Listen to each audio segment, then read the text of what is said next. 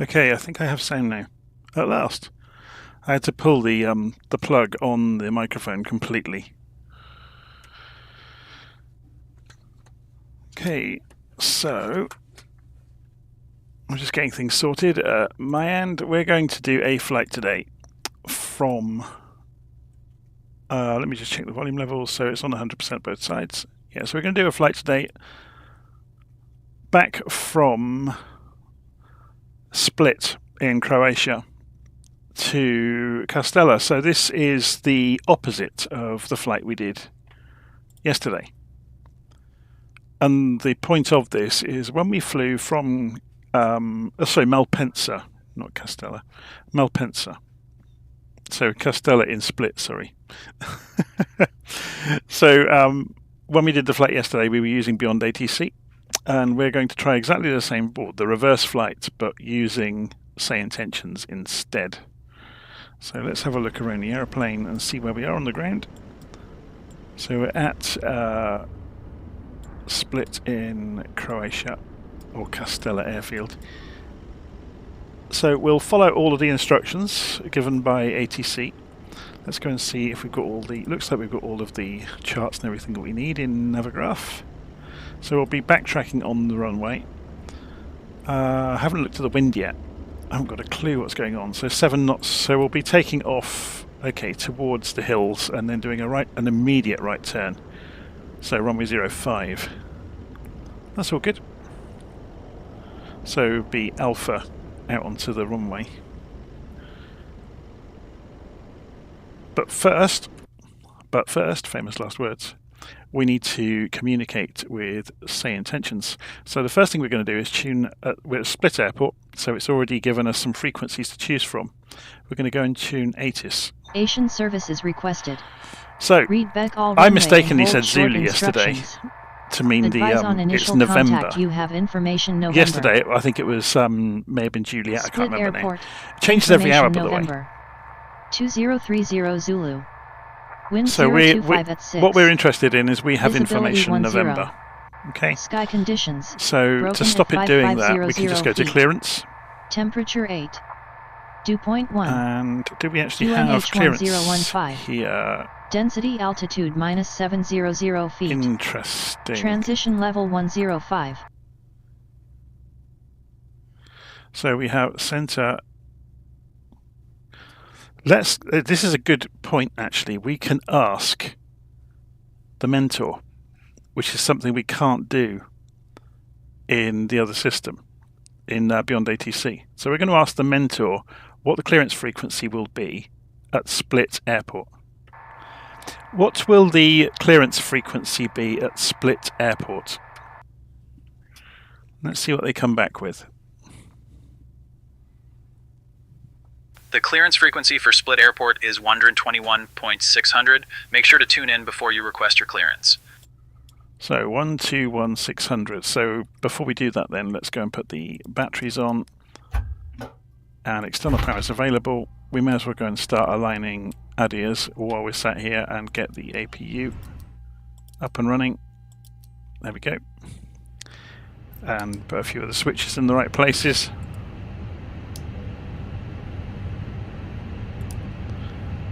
Just letting people know that we've got the power to the aircraft. So 121.600.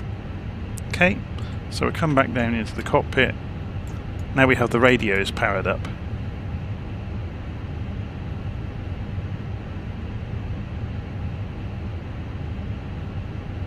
So this is interesting. So despite their best efforts, I don't think 121.600 is listed up here, look, on this taxi-tuned facility. So we've had to find it out for ourselves. We could have found it out by looking at the charts. So we've tuned in the comm radio to 121.600. So let's go over what we're going to say. The initial call to clearance will typically be who you are and just identifying yourself, what your intentions are. So we'll be saying that we're going to be Virtual 073 today. We'll be Virtual 73. We'll tell them where we are. So we're at, well, we don't even have to tell them the parking because that's an issue for ground. So we're at Castella with IFR, requesting IFR clearance as filed via Simbrief to Malpensa with information. And I've forgotten what the code was now. So we may have to go back to ATIS again. Was it 1235? Yeah, it was. Oh, 1253, sorry. So ATIS was 125.3. So if we go and tune this back.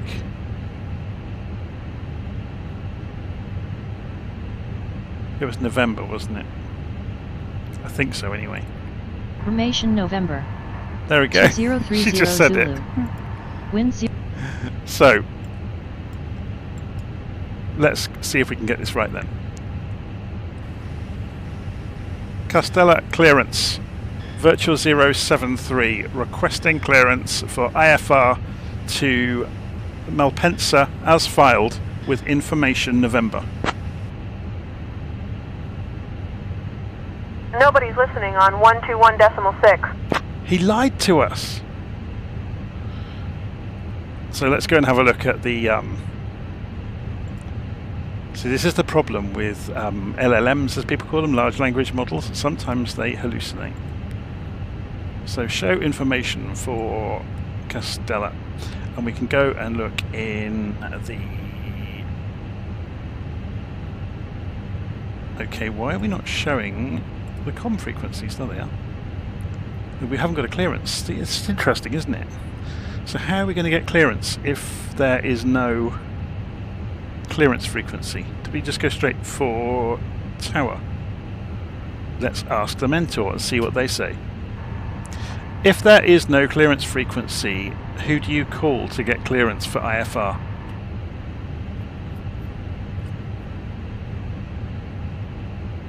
It's usually the pyramid, as they call it. If there is no clearance frequency available, you can contact the ground control or the tower frequency for your departure airport. They can provide you with the necessary IFR clearance. For example, you might say, ground virtual 073, request IFR clearance to... So, there we go. So when I said pyramid, what I'm really talking about there is if you don't have the exact frequency, you go up the pyramid a bit at a time. So we're starting off wanting to go to clearance. If that's not available, we go to tower, also to ground. If ground isn't available, we go to tower, and so on and so forth, all the way up to center. So we are going to, because we do have a tower here,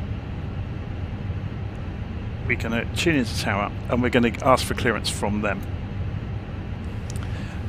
Castella Tower, virtual 073, requesting clearance to via IFR as filed to Malpensa with information November.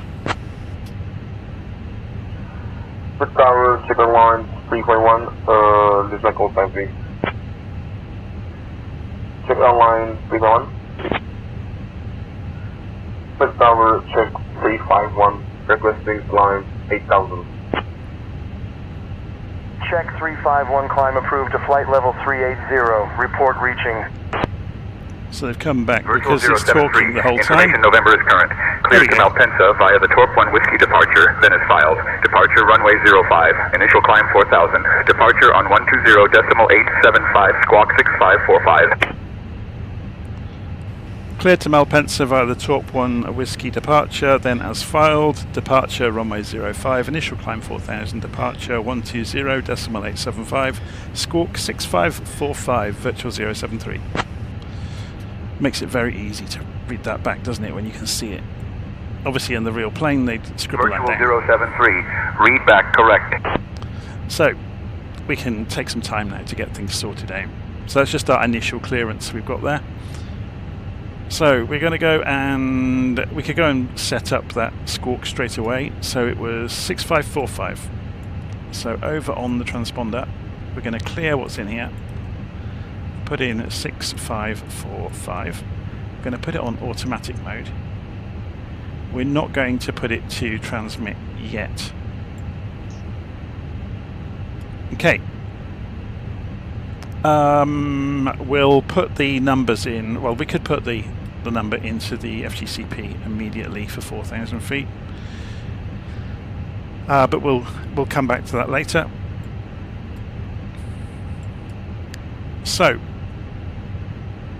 we've got our clearance. We don't need to talk to ground until we want to do engine start. Okay.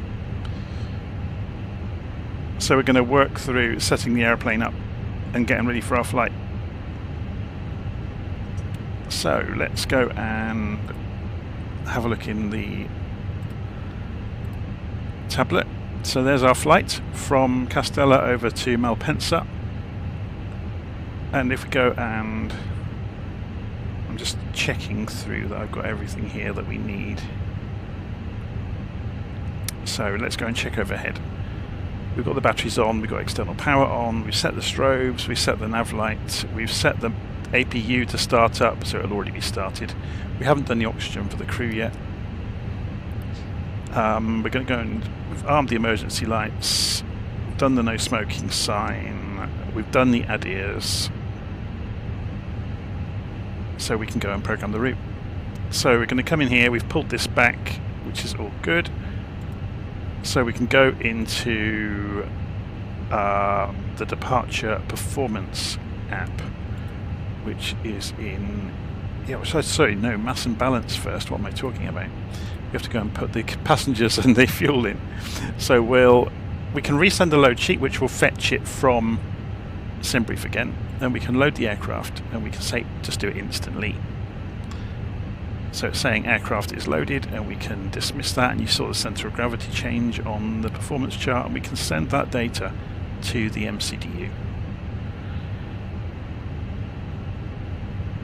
Okay, so having done that, we can come back out of here and go into the departure performance app. We can sync with the load sheet for the performance calculator.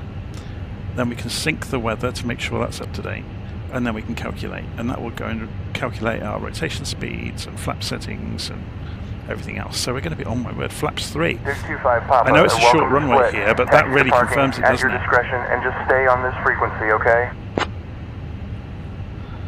So stay on the frequency and taxi to parking at discretion. 225 Papa. So what we're going to do, so we don't hear all the clearances going on, is we're going to... Tower, this is Piper, November 825 Papa. Oh, we have to stay on tower, don't we? There's no ground. VFR clearance. So again, remember the pyramid? If you don't have ground, you go to tower. If you don't have a tower, you go to centre, typically. Piper 825 Delta split tower on departure. Maintain VFR at or below 3,000 feet. Departure on 120.875, squawk 3322. I'll leave it on tower for the moment. It's going to be a little bit annoying because we're going to hear other traffic the whole time. Unless I detune it, of course. So we've done the performance calculator for departures, though. So then we can go over to the MCDU. We can go into FMGC. We can clear any messages that are already down here. We can go into init and we can request the flight plan. So just wait for a second or two, and it should load the flight plan from Simbrief, and there it comes. And obviously it doesn't fill everything in, so we'll go and fill in the missing bits. So we haven't actually got Simbrief running, have we? Let's go and open it up in a browser and go to the dispatch system, and it's the file I've just done recently, so it'll be this one. We want to view it. So we want to know the flight number, VFA 073. VFA 073. Cost index is here, 60. Flight level, 19,000 feet is our initial altitude. That's really low. When we flew over, the initial flight level was 39. So that's all done. We can go and fetch the wind as well. So this will populate all of the estimated winds at altitudes, which will make the VNAV calculations that much more accurate.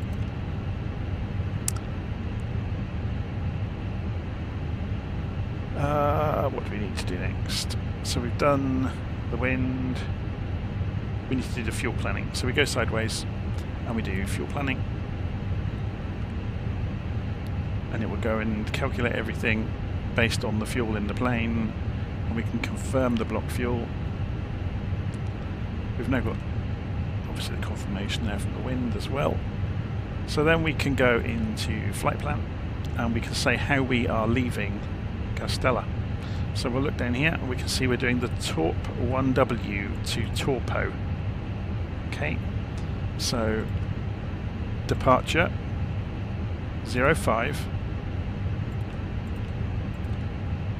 Torp 1W, and there isn't a transition listed, so it's just as it is, so we'll insert that, and that goes to Torpo. You can see it there, look, it's just calculated top of climb in the middle of all of that. So then we go to Lim C, which is Malpensa, and we're going to be doing, let's have a look at this, Mebu 3 Echo into 35 right, and Meba is the previous waypoint. So runway 35 right, there it is, ILS X runway 35 right, Mebu 3 Echo, and there isn't an option for the transition, so it's just as it is. So let's have a scroll through and see if we have any discontinuities. Can't see anything, nope, that's all the way through. Very good. So we can double check that if you really need to. If you look at the navigation display, you can put it onto plan mode, and then as you scroll through you'll see the route on the navigation display appearing. It's the best start ever here, look. Anyway, let's go and put that back onto arc mode, so we can have some fun watching the aeroplane go through that racetrack on the way in.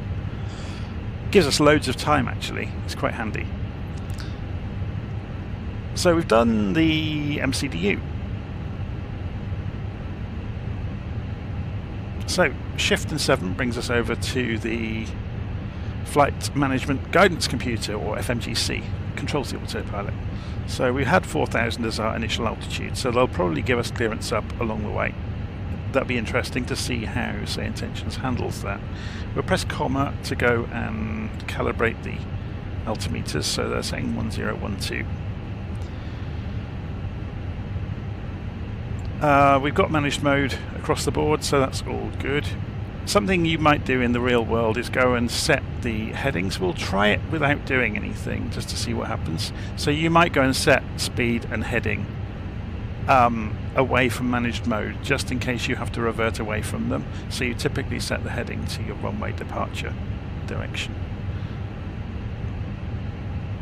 Okay, so shift space. We don't have a manual standby attitude indicator to uncage, so that's all good. So let's go and look. We've got some company messages though, so we go into ATC comms, AOC, received messages, and it's the load sheets. So we accept, return, accept, return, accept, return, AOC. So go back to the flight plan page. I always tend to leave this screen on flight plan and sometimes leave other things on the other side. Depends what we're up to. So you might want to leave progress over there, for example. Anyway. So we've done the company messages. So once we've done that, we're going to prepare to start the engines. So we're going to go and put the seatbelt signs on. So preparing for pushback and start, essentially. We get rid of the external power now because the APU is up and running. And that means we can then go down to the tablet and go to the ground services and remove the GPU and the cones away from the aeroplane.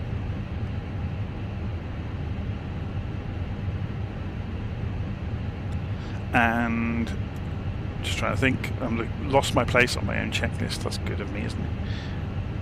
So yeah, we're ready to push back. So we're going to go, finally, we're talking to tower, remember, because there isn't a ground. Malpensa Tower. Sorry, split tower. Virtual 073 requesting pushback and start.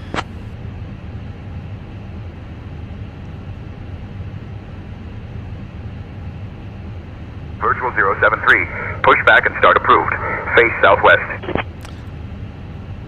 Good morning, Tower. Cessna 3601 Victor is at the GA ramp with information. Papa, VFR departure to the east for sightseeing, requesting 2,000 feet.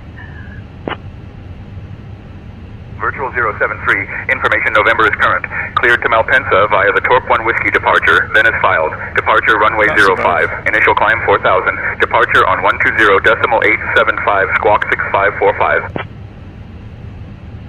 CSA 140, welcome to Split. Taxi to parking at your discretion and stay with me.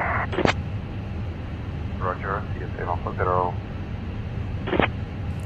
Pushback and start approved. Face southwest, virtual 073. Let's see if they come back.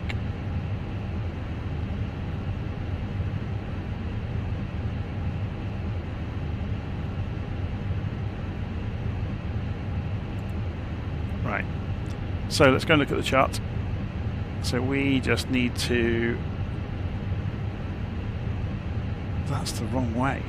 Oh, face southwest, sorry, yeah. Tail to the northeast. So we want the tail to go to our left. So let's go and try... Whoops. Oh, I hate it when the Fenix does that sometimes. It kind of accelerates the mouse just as you start dragging it. So we're going to go into the ground services. We're going to connect the tug and start the pushback. Come off the parking brake. Yeah, we got an invisible tug today. So we want the tail to go left.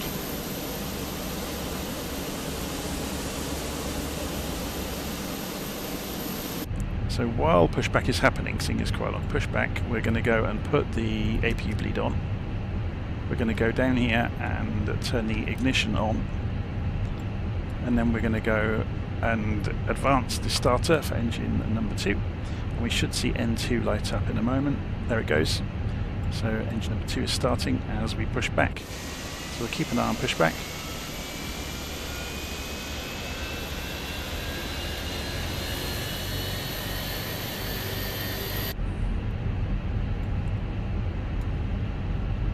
So let's stop the pushback. Parking brakes on, otherwise the aircraft could start rolling. So, oh, we haven't put the fuel. I've gone off script, haven't I? We haven't got the pumps up and running, therefore the engine will just be spinning away without feeding fuel. And now we've got pumps, we have fuel and ignition and blast off. Again, I left the script behind.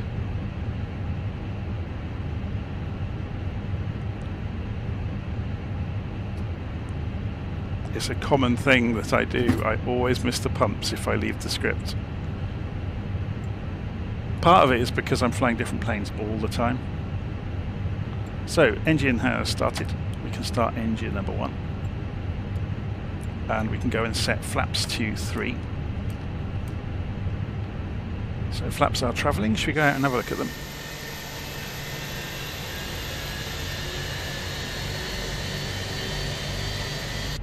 So we're flaps 3 because it's a horrible, horrible short takeoff. So we need a predictive wind shear on. We can go and put the taxi lights on now.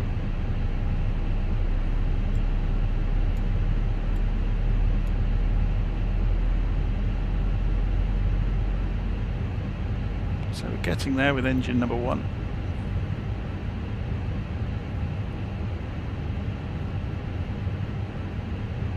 So Zephyr's on about the camera momentum. I think it's just to do with if the simulator needs to draw something in the background that it didn't have in RAM, that momentary stutter messes up the dragging of the mouse when you're using the mouse to drag around. So we have engines up and running, so ignition can come back to normal. And the APU bleed can come off, and the APU can be switched off now. So we'll have a quick check around to make sure everything's looking okay, and it is. So we'll go put the head tracking on, and we'll take the parking brake off and ease the throttles forwards gently just to get us moving.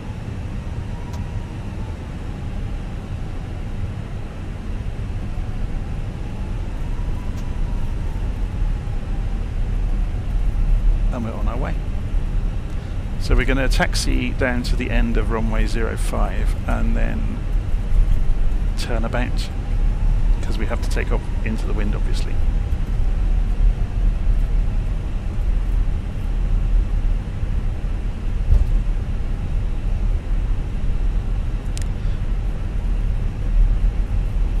So I've broken a rule here. I shouldn't have been taxiing already. I haven't requested taxi, so let's go and hold here. I'm so used to doing this without ATC, and I would have been pulled up. If it had been a human, they would have called me. So it's interesting that SayIntentions hasn't. So we're Split, aren't we? What's the full name of the airport again? Castella Tower, Virtual 073, requesting taxi, runway 05.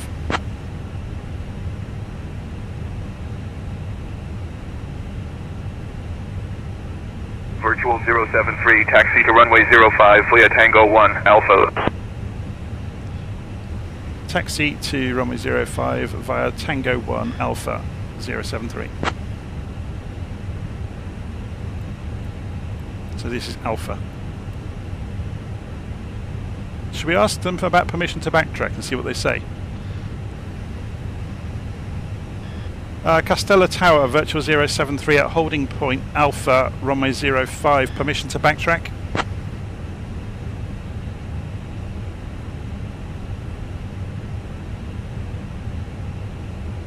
Virtual 073, backtrack approved on runway 05, report when ready for departure. Backtrack approved, 05. We'll call when ready for departure, 073. That's really good.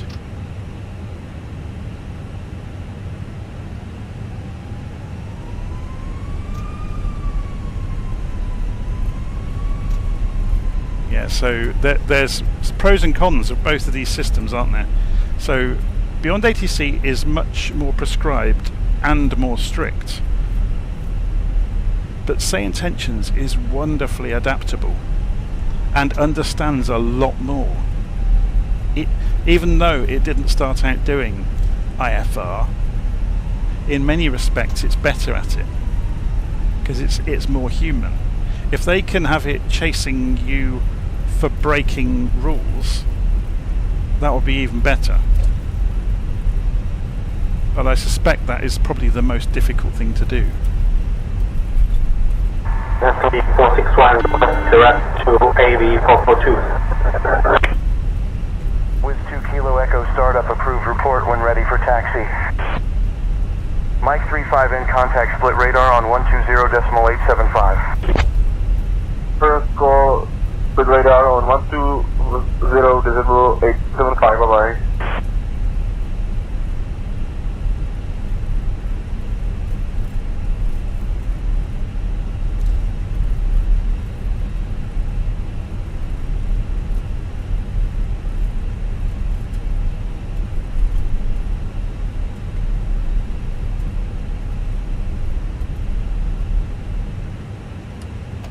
Okay, so now we're lined up. We're going to go and turn the landing lights on. Beacon light on. Strobes on auto. Or beacon light should have been on already, by the way. I've missed that during the startup. But we're more or less there now. Let's go and check the configuration. So arm the spoilers. Flaps are flaps 3 and flaps have travelled. I think we're pretty much there.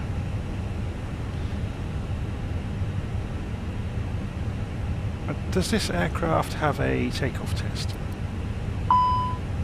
Takeoff speed's not inserted. That's interesting. So let's go and check that. I thought I'd done that.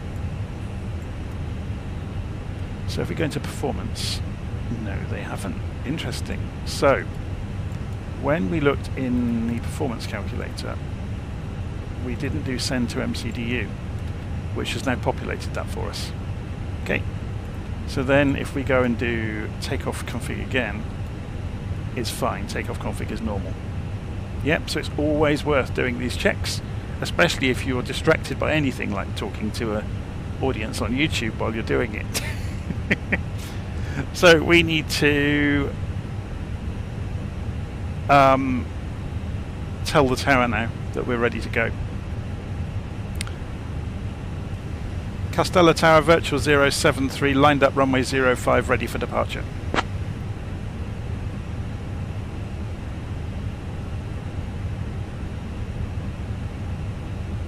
Virtual 073, runway 05, wind 025 at 6, cleared for takeoff. Copy winds, cleared for takeoff, virtual 073.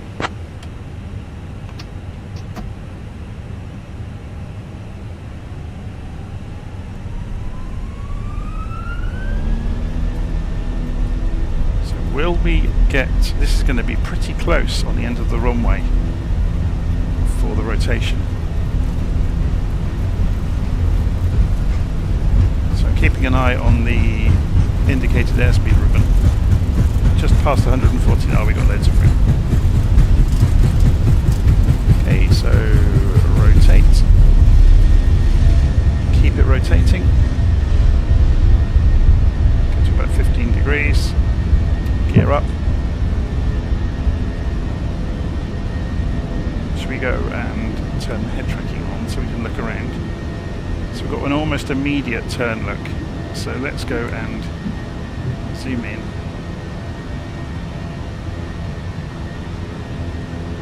Virtual 073, contact departure on 120.875.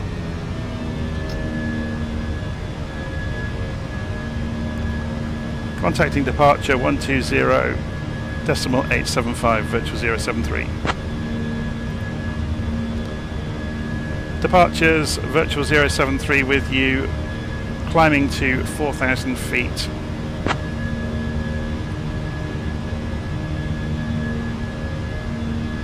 Virtual 073, split radar identified. Cleared direct SP802, climb flight level 190. Cleared direct SP802, climb flight level 190, virtual 073. So we can go and change this now. I'm just going to turn head tracking off because it's going to be a pain.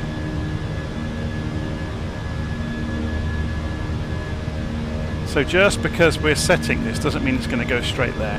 If there are any restrictions, so there's some stars here, look, to hold at 4,000. That's why we were only given clearance to 4,000 feet initially.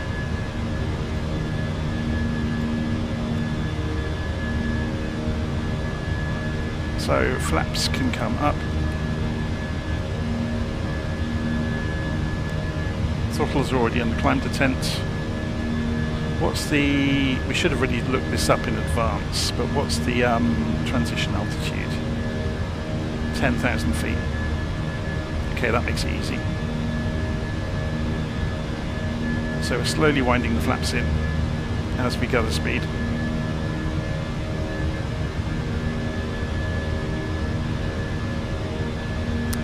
Yeah, I'm not too happy about that. When does the speed restriction get lifted? At SP800, which is just coming up. I'm going to go back to flaps 1, just for the moment.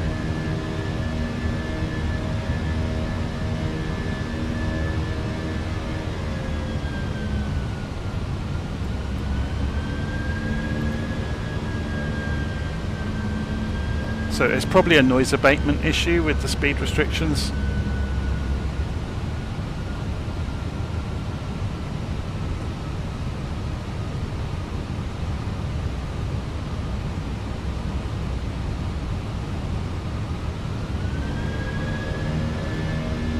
So remove the flaps and let the aircraft accelerate now, and it's climbing away from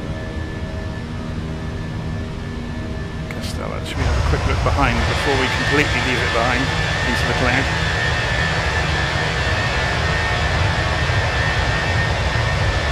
So there was the runway, just flown around the bay and off into the cloud.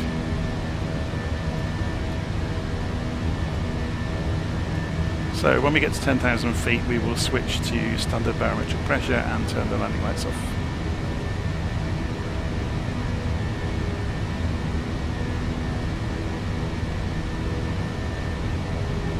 We don't need the ground spoilers armed anymore. And we haven't put TCAS on, so we can go and do that. Although there's no traffic around, we can go to TARA. There's a bit of a debate about turning TCAS on when you're on the ground, because obviously you're broadcasting your position when you turn the transponder on. So as soon as you're taxiing, it makes sense to have the transponder on. But it's interesting, if you watch things like Flight Radar 24, some planes do, some planes don't. Some planes don't activate it until they've actually taken off. Or until they're on the runway. At 7,800 feet. TSA 140, split radar, good morning. QNH So within 1015. 500 feet of the Roger. QNH 1015. 10,000 we can start configuring. So we've just gone through 10,000. You can see what QNH is flashing, which is an indication to us to go and pull the barometric pressure knobs. But this one will not be done for us, so we'll need to go and fix it ourselves. So we want 1013. So it's hardly moved in.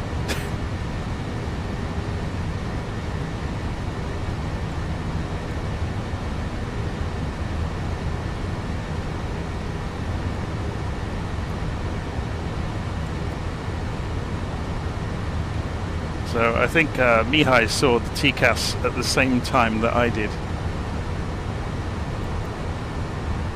So obviously my stream is about 20 seconds or so ahead of what you see on YouTube. 30 seconds maybe. So let's increase the range now on the navigation display so we can see the route out. So as you can see, it's a very straight line out. So if you turn the constraints off, there aren't any. So now we're up to 10,000 feet, the 250 knot limitation goes away as well.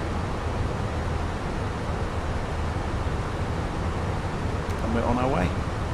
So this is an interesting one though, because we're going to come across, there's the line look between Zagreb control and Milan control. So we should get a call out to change frequencies when we get, although we could get one from departure, maybe at the red line, I'm not sure.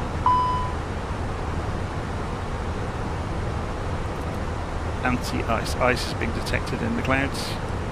So we'll go and turn our systems on. Yeah, these big heavy clouds look. And what's the temperature outside? Does this tell us easily? Strangely, it doesn't have it to hand quickly.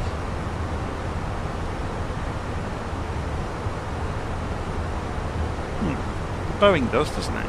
Oh, there it is. I'm just looking in the wrong place. Yeah, so it's minus numbers outside, which is always fun.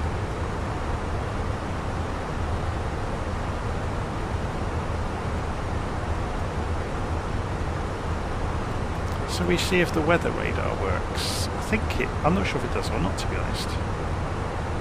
So this is on auto. We'll go for system number 1. Put GCS on auto as well.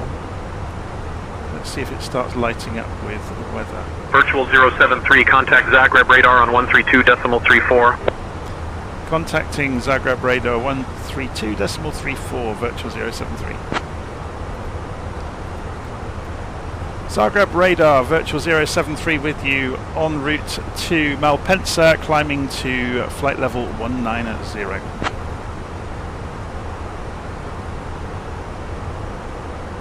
Virtual 073, Zagreb radar identified. Good afternoon. There we go.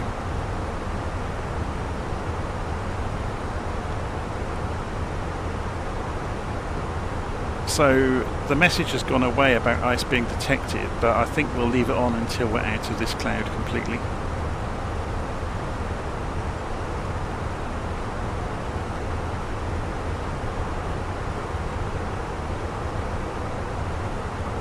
There is a bug in the A320 at the moment. It says ignition. Ignition is on normal. Yeah, so we'll ignore that message. Look at the engines hunting around as we're going through this cloud. We're also reaching, though, one of the restrictions along the way. 1900, look, so that was our low cruise altitude, wasn't it? It was a really low altitude. Where was it on the Simbrief plan? Yeah, that's our cruise altitude, bizarrely. Should we ask for higher from ATC and see what happens? Although, the problem with asking for higher, I guess, is our flight plan and fuel are based on this profile. But then we'll have if we climb, it's more efficient to fly higher, and we'll have a longer descent, so you're burning less fuel on idle on the descent. So, on a longer descent. Let's ask anyway and see what it says. Zagreb Virtual 073 requesting higher altitude. Now I haven't used proper terminology there, let's see what they say. Virtual 073, climb flight level 380. Climb at flight level 380, Virtual 073. That's a bit of an extreme change. Should we ask for 34?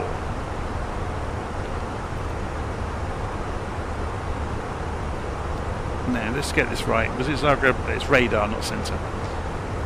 Zagreb radar, Virtual 073 requesting flight level 340.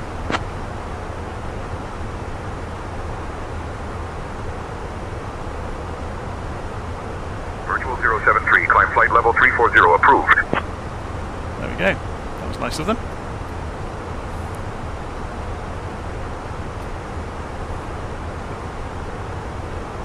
Now it'd be interesting now to see half the reason for going higher, of course, is we'll be out of the cloud, so we can turn the anti-ice off.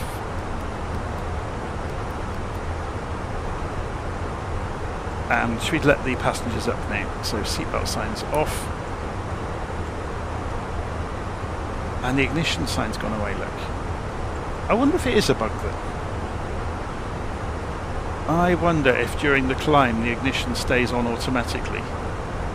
Or if it's down to weather. I don't know. You'd have to be one of the real Airbus pilots to have the book on the aeroplane to know what causes ignition to automatically enable.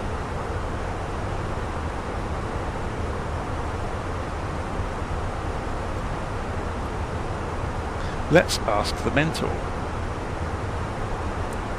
Are there any situations where the ignition will automatically enable in the Airbus A320?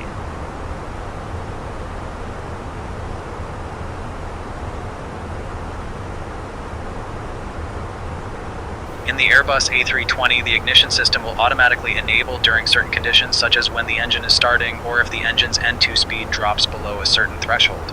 Additionally, if the aircraft experiences a flameout, the ignition system will activate to help relight the engine. It's a great safety feature that ensures the engines stay operational under various conditions. Would ignition enable on the Airbus A320 in icing conditions?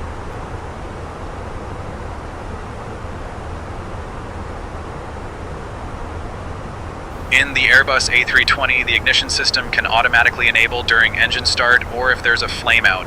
In icing conditions, it's crucial to monitor the anti-ice systems and maintain safe airspeeds to prevent ice accumulation, as it can affect engine performance. Always keep an eye on those parameters. So that's a roundabout way of saying no, I guess.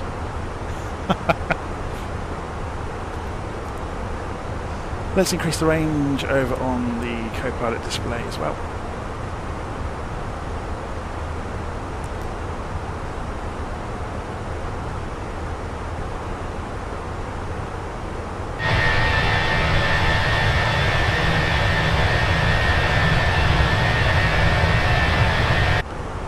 Go for a wander.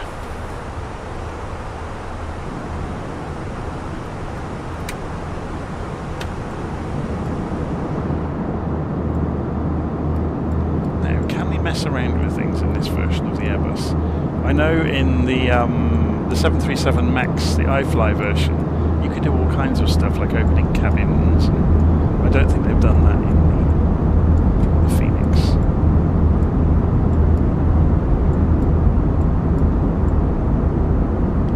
Should go put some coffee on.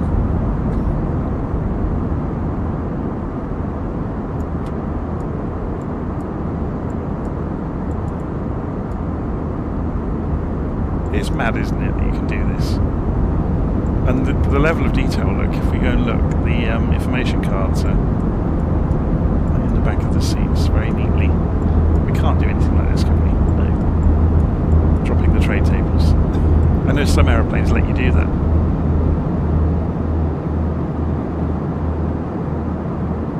So, does the coffee pot work? Oh, we might have to go and turn the galley on. No, that's not clickable. Look, the mouse isn't changing, I don't think.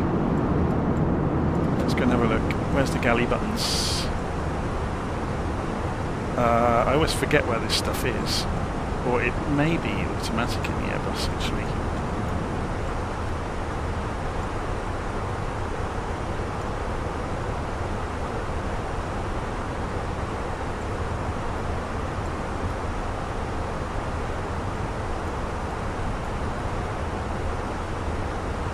Galley, auto. Yeah, so it should be on, so it's just not implemented. So we can't play silly games with turning the coffee on. That's a shame, isn't it? Does this work? So if we make ourselves taller. Lights main on off. No, it doesn't look like I've simulated that. What about... Oh, there's no music player either. Oh, that's a shame. We're looking for all the most ridiculous things, aren't we? That there's no practical purpose for them being there, but they're fun when they are implemented. If we go through the wall... Oh, we can't go through the wall of the toilet, but can we open it? No. So let's go and sit back down.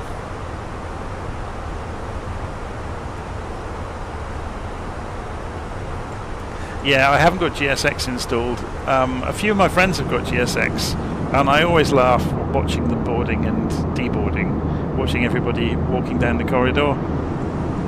It's quite funny. I ought to get it, I suppose, to show people it, because I've never covered it on the channel. I know a lot of people kind of look to me to give fair, unbiased reviews, I guess. Here's something about the Fenix Airbus. So have you ever noticed there's no there's no whiskey compass or magnetic compass hanging in the middle of the cockpit? It's up here. And they've modelled it in great detail. Yeah, so you can pull it down from the roof. Now, I only knew it was here because I used to fly the X-Plane simulator. And in X-Plane, in the Tollis Airbus in X-Plane, this was modelled, so I knew it was up there. And yeah, I'm pretty sure the Fenix Airbus is the only one. I'm guessing the Flight Sim Labs Airbus might have emulated that as well. Simulated, sorry. I've not looked at the Flight Sim Labs aeroplanes yet. I'm not sure if they're available for 2024 either. So that's going to be interesting to go and have a look at theirs. I know from reading around, the Flight Sim Labs Airbus has got some more systems simulated inside the tablet.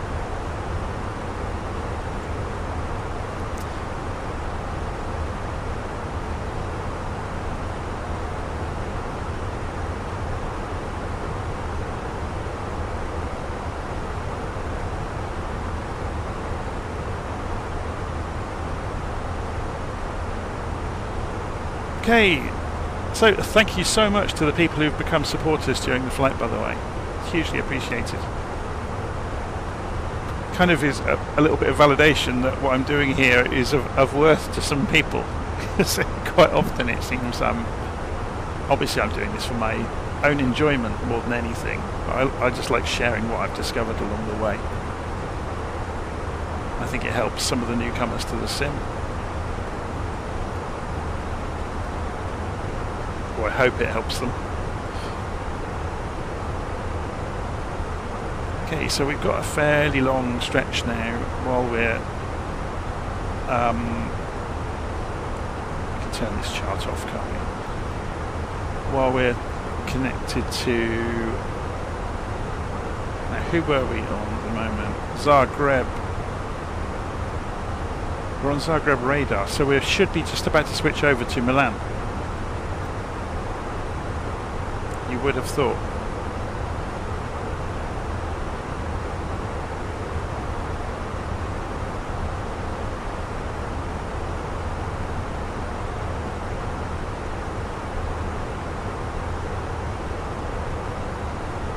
So when will it happen? It should have happened already. Of course, the controller may be busy. Maybe they simulate controllers being busy, or if you are near, it may not do it. But we are in Italian airspace now, so it's a bit odd that it hasn't triggered. I was going to say I'll go make a coffee, but I want to wait until we switch over to an Italian controller. So we should go to Milan, I would imagine.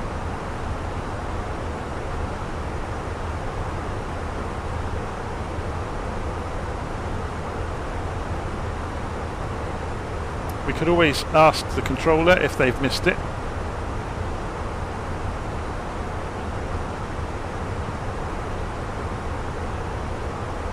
Let's see if it understands it. Zagreb radar, virtual 073, requesting handoff to Milan.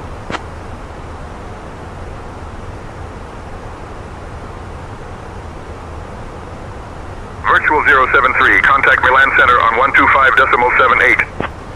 Contacting Milan Center 125.78, virtual 073. Milan Center, virtual 073 with you en route to Malpensa as filed at flight level 340.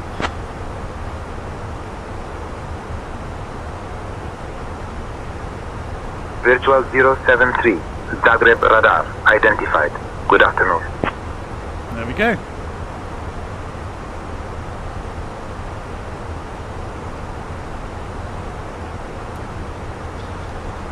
Very good. So it's interesting that it didn't, obviously, I was going to say it's interesting that it didn't switch us to Milan in a timely manner. But, having said that, both SayIntentions and BeyondATC will be the first to say they are very heavily in development all the time.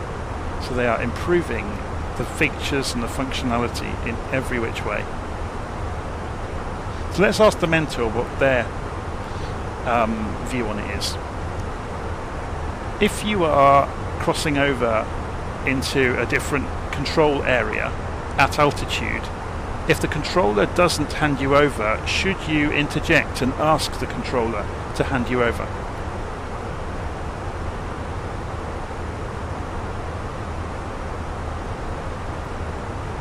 Yes, if you're crossing into a different control area and the controller hasn't handed you over, it's appropriate to interject.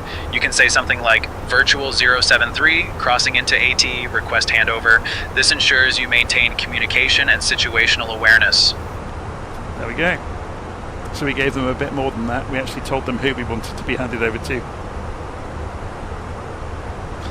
Just for a bit of fun, to show people who haven't seen this yet, I'm actually on there as one of the mentors, which is quite amusing. So I can talk to myself. See. Hi Jonathan, how's it going?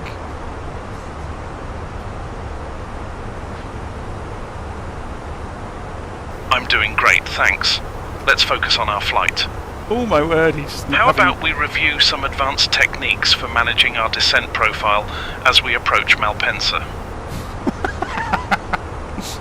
Oh dear, I think I'd go mad if I left that on my own voice. I'd get multiple personality disorder, wouldn't I? We'll leave it on Chance from Real Sim Gear. He's got a really clear, nice voice to listen to. Right, now we're on Milan. We're obviously going to be on Milan for a little while. So, yeah, we've got to go right the way across the top of Italy. So, I'm going to go and make a quick coffee. I'll leave this on... Virtual 073, contact Milan radar on 118.675.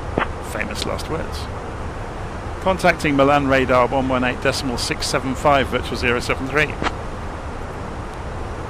Milan radar, virtual 073 with you en route to Malpensa as filed at flight level 340.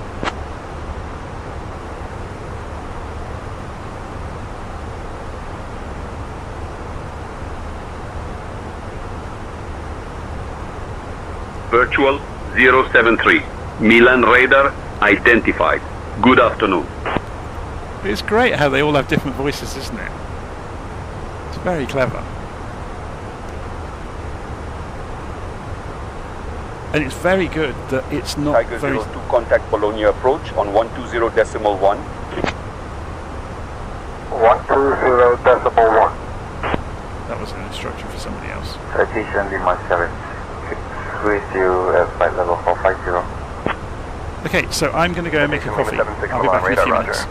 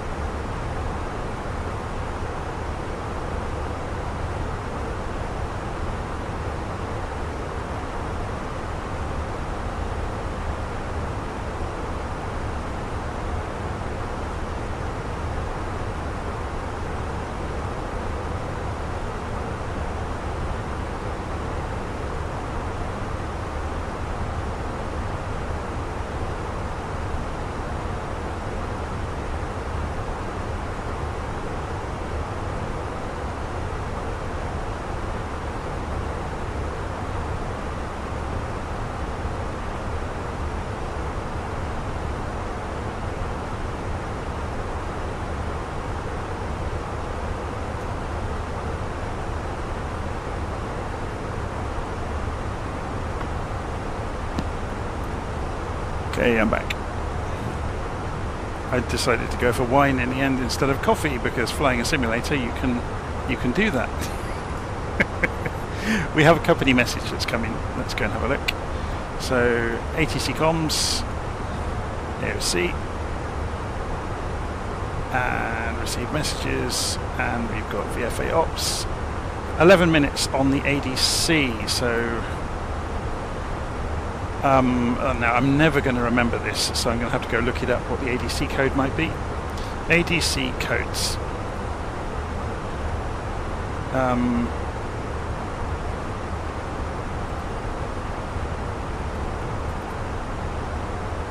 There we go. So we're running 11 minutes late basically. So why should we say that is? Because I advanced time and I didn't get the timing of the should we say aircraft cleaning? You should blame the cleaners. Let's see if it will accept it. So back to AOC, ADC delay. So what was the code for cleaning? 35. 35 and 11 minutes. And we send the message and we come back out. And we'll wait for the message to come back to say it's been sent, and then we can go and clear that message. There we go, company message, receive messages, VFA ops, ADC received. There we go, we just blame the cleaners for being 11 minutes late away from the flight plan.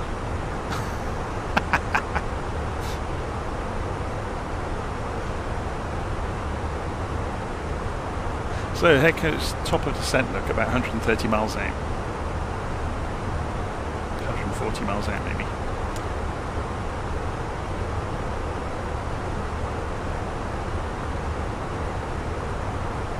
So this is going to be an interesting one, just looking at the charts, because yeah, as you can see it here, look, we've got this wonderful... 479, turn right heading 350. That's not for us.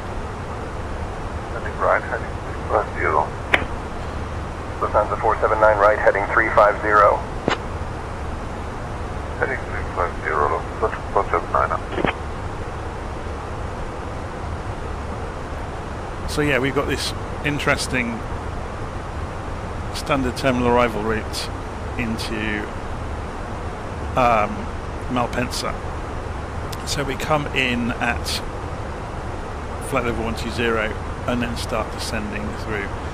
So we'll leave it on managed descent to see how it handles it. And obviously when we come out the other end, we'll be lined up for approach, which it never puts the approach in on Navigraph, so you have to go and choose it. We went to the X approach, didn't we? And there it is. So we can see that on here as well.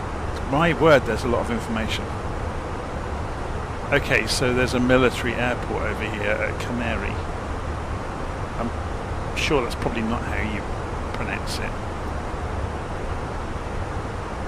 Might be Chameri. So RNAV transitions. False localizer captures may occur. Oh my word. Take max caution. Missed approach obstacle clearance is provided by a 2.5 degree gradient. There's a ton of information here, isn't there? So we've got hills around as well. So if we do a missed approach, we have to turn 22 degrees immediately.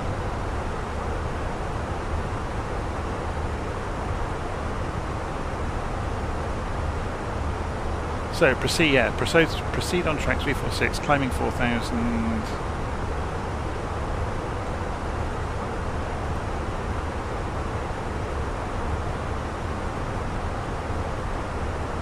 Turn right to max 210 knots to join R022.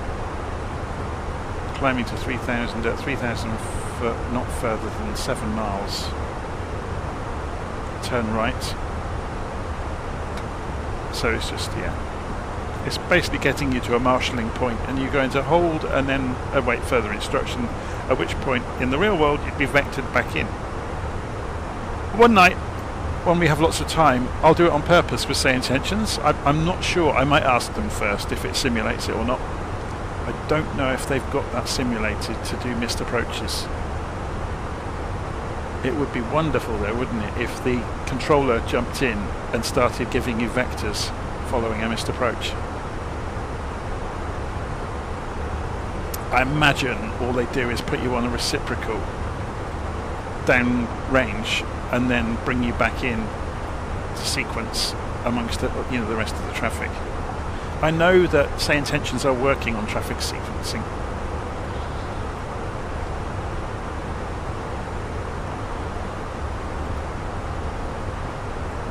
Okay, so there's the star. We'll leave that on the chart at the moment. We're way over here though, look. We're nowhere near at the moment.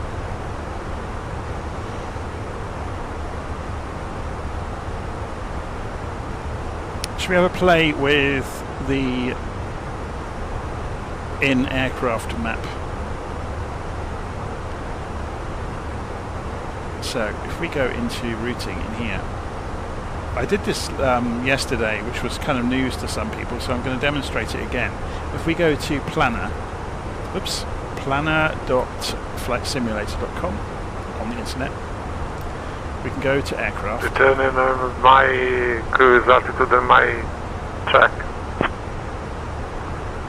Radio check, Amazon 1473. Copy description. Amazon 1473, roger, readability 5. So we're going to paste our route into here, and it's understood all of it, which is great. So there's the route in the Microsoft Planner, and we can save this in here, and we'll say this is, what should we call it, LDSP to Lim C. Save new plan. So then in the airplane we can do load flight plan. Virtual 073, Milan radar, expect the Mmebu 3 Echo arrival. Descent in about 20 minutes. Expect the Mebu 3 Echo arrival, descend in about 20 minutes, virtual 073.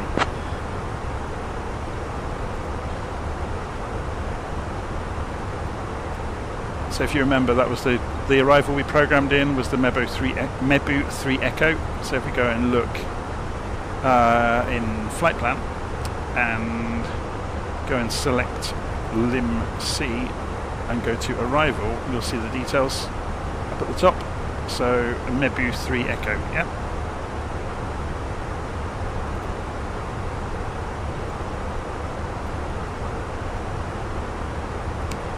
So anyway, as I was saying, you're able to load the flight plan into the tablet that we put into the system online, and then you can see it when you're in the airplane as well. So if you have got an airplane that doesn't have a wonderful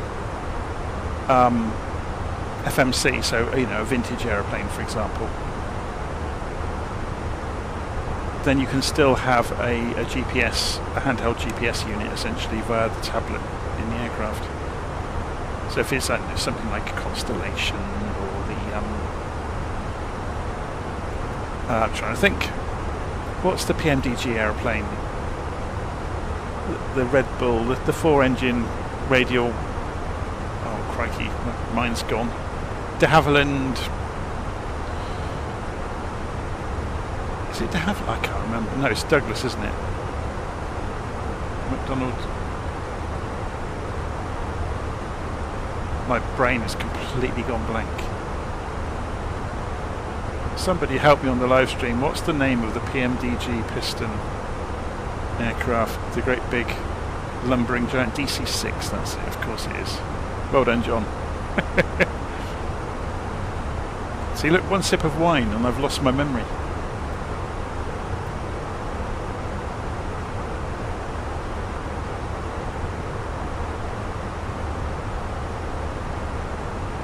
Is the DC-6 is a wonderful aeroplane. I've heard stories that it works well in 2024. I've not tried it.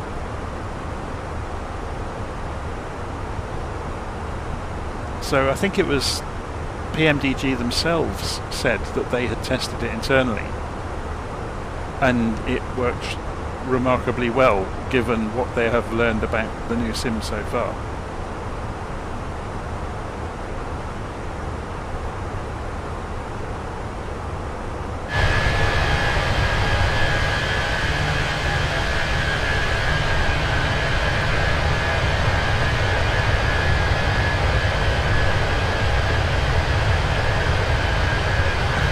Middle radar vision, Chef India Mike Oscar Tango Bravo. Please confirm the final cruise altitude.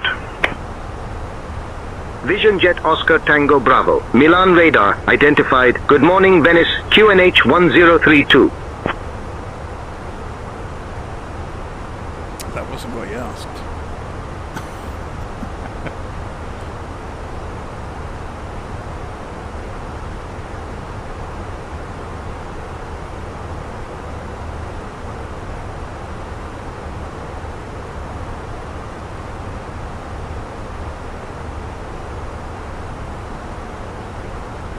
We came through the low med waypoint going the other way yesterday. There's a bit of turbulence around. Look, can you see the airframe being jostled? So what do we get in the tablet on the Fenix? So we do get Navigraph. So we get a nice map of the route. If I zoom out, but it seems to be. Yeah, it wasn't too keen to draw things until I zoomed in. No, it's got a few bugs by the look of it. So no doubt they'll be working on that to get it fixed. If you don't have a Navigraph connection, was there a choice there to change the map you see? So you see world map maybe? Oh, that's got the bug as well. That's a shame, isn't it? So what does pilot brief do? Okay, that's the operational flight plan.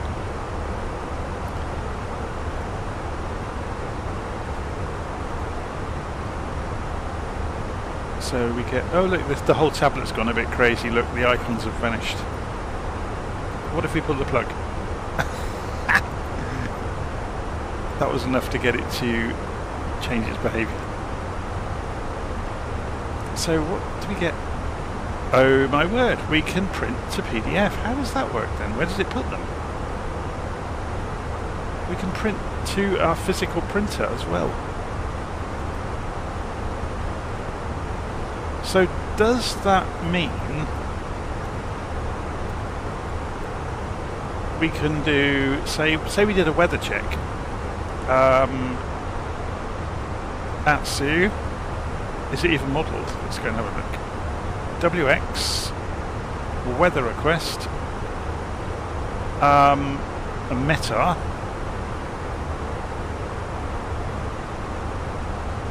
Oh, we have to say where we want the request for. Okay, so we want the request for LIMC.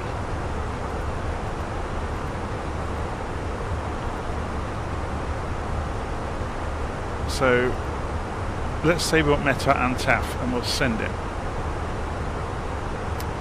So then we go to ATC comms again. You'll see a message arrive in a moment on the eCam screen. So we've just asked for the up-to-date weather, which will give us QNH ahead of time. So hopefully it will come back in here,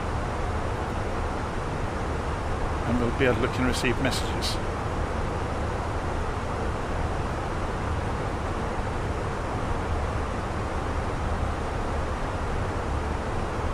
Well, that was the plan anyway. It doesn't look like it's going to come back, does it?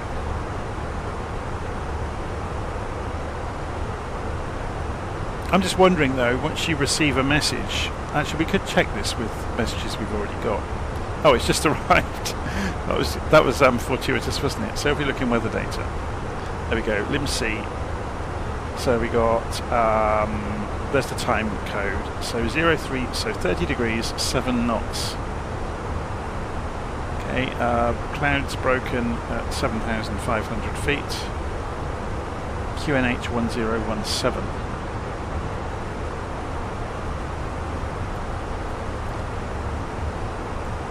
So you can see we're still a little way out from top of descent as far as this is concerned.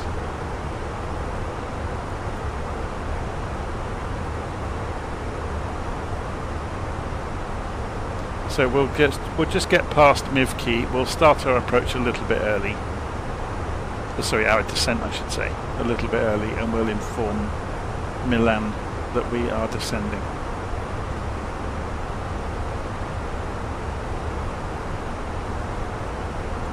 So we were looking at this, weren't we, to see what else it can do.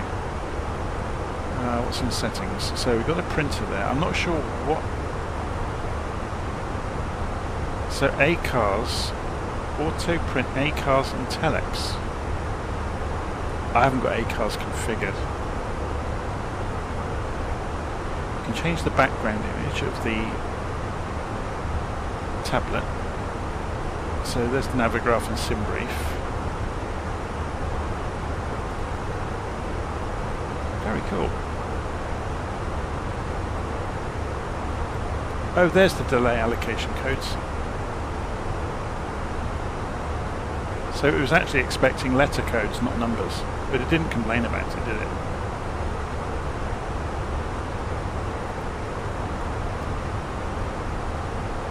I should have known that. Somebody told me about that the other day and I completely forgot. So we're about 40 miles out from Mivki, so no hurry.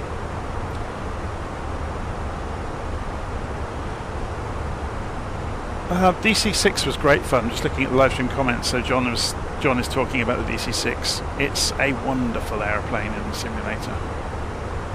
It makes you manage the engines, and they are, how would you put it? They have a character all of their own. The lovely thing about a DC6 is because you can play games with getting more performance out of the engines by doing things like water injection. They've got superchargers as well. So yeah, once you get to sort of 20,000 feet or so, when the air is getting thin, and you're running out of the air that you might use in a normal engine, superchargers will obviously compress the air coming into the cylinders.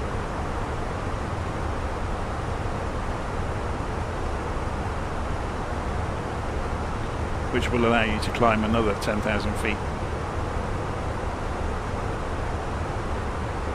And get more power, obviously. But it's a balancing act, because as soon as you start playing silly games with compressing air into the engines and stuff like that, and combusting compressed air, then the temperature management becomes an issue, and it's a real education actually flying the DC-6 in balancing manifold pressure, temperatures, oil temperature, cylinder temperature, and yeah, it's torque. It's really interesting. It teaches you a lot really quickly. But you can literally, obviously, because there's no cost involved if you mangle the engines. Swiss 1106 Milan radar identified. Good afternoon. Flight flight level 380, Ryanair 32 Victor Mike. Lufthansa 479 right, heading 295. London right, heading 295. Lufthansa 2479. So our first altitude to descend to, according to the map, if we go and remind ourselves looking at the standard instrument departure, we'll want to come down to 120.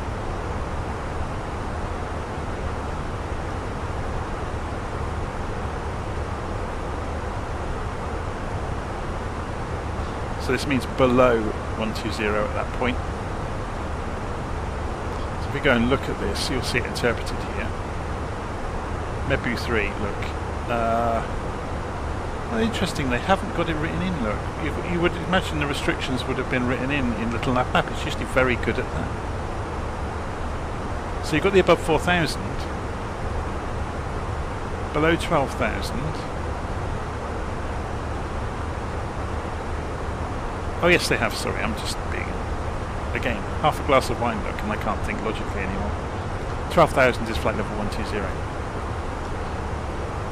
So we've got below 120, below, that's interesting though, look at that. 583, 588, yeah, so it does match. Then below 9,000, below 6, below 5, above 4, above 4. So you're holding 4,000 feet then until you begin finals.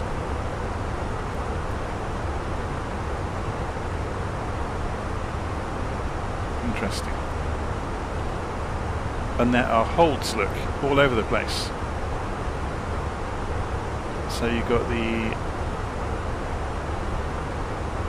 IBSAP hold,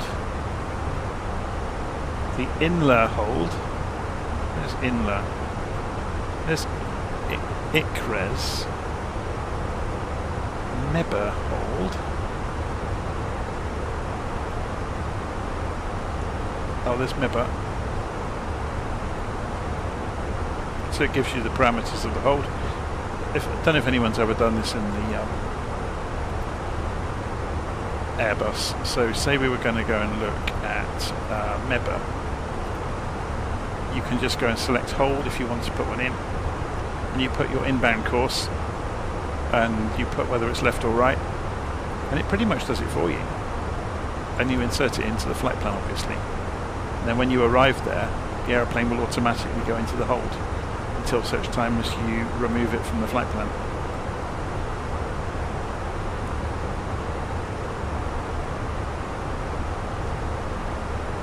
Much easier than a manual aeroplane where you have to get your stopwatch out and start timing the hold legs and putting a heading bug in to turn reciprocal easily.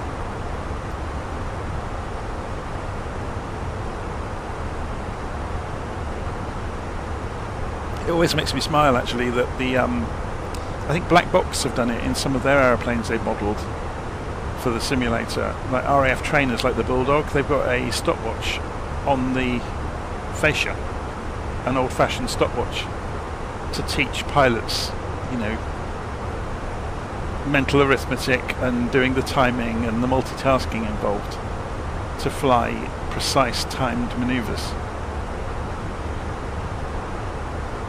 So, from looking at this, we just need 120 as our target. Alpha Delta descend and maintain 6,000.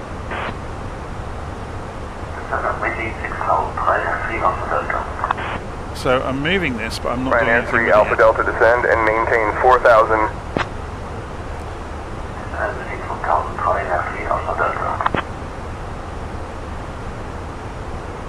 So we'll be talking to Milan Radar when we broadcast.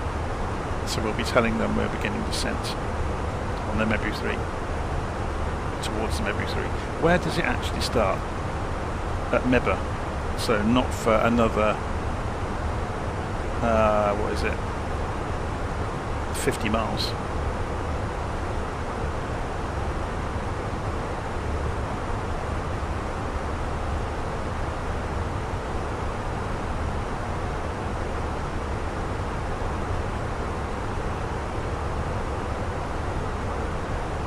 So we'll leave it a little while. Maybe we get past Golas. Oh no, the top of descent's here though, isn't it? What should we do? Yeah, maybe we straighten up and then communicate it.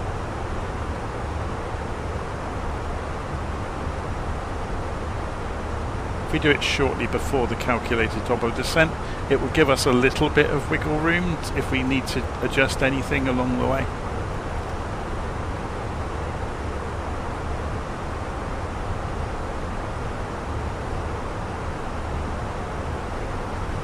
Milan Radar, virtual 073, beginning descent to flight level 120.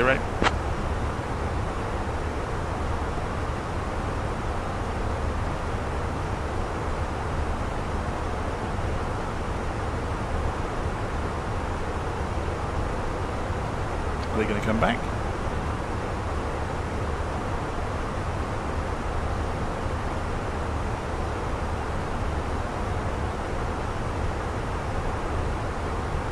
They heard the note.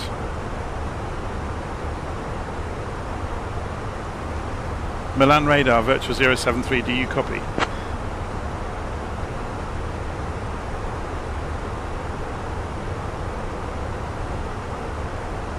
Virtual 073, Milan Radar, Roger. Continue as filed to Malpensa. Expect the Mebu 3 Echo arrival, descent in about 6 minutes. See, they don't want us to descend yet. Continue as filed to Malpensa. Expect the Mebu 3 Echo arrival. Descend in about 6 minutes. Virtual 073.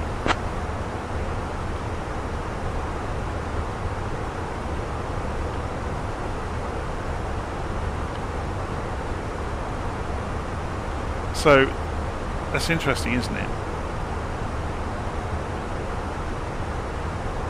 That it's telling me to wait. So we're going to come down on the spoilers probably. Although we do have this huge racetrack to descend through. So Joel is asking, are all the voices we're hearing from SayIntentions? Half of them are. We're hearing other simulator users in the vicinity making calls, and we're hearing simulated ATC controllers responding to them and to me. So when you hear, we are hearing some Italian voices out there making requests. So when you're hearing requests, those are humans. Good afternoon, this is Delta 27 at flight level 120, climbing to flight level 190, inbound, correct. So that's a real person. Delta 27, Milan Radar identified. Good afternoon. That was SayIntentions responding. So one of the things I really love about SayIntentions is, we're going to start descending by the way. I'm not going to wait anymore. Because we've just gone through the profile. And I'm going to put the spoilers in to catch it back up. One of the things I really love about SayIntentions is you do get to hear the nearby air traffic, which I think makes the immersion so much better. So here comes the profile again. You can see the little green dot coming back. Let's come off the spoilers. And we can follow it down.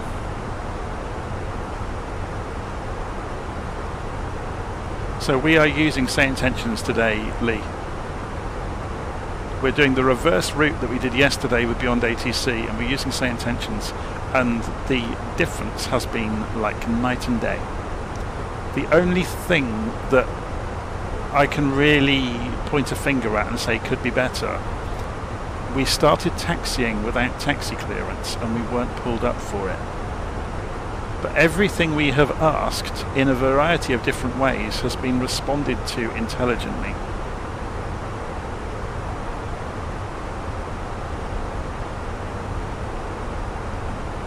So for example, I asked early for start of descent, and the controller asked me to hang on for a few minutes before descending.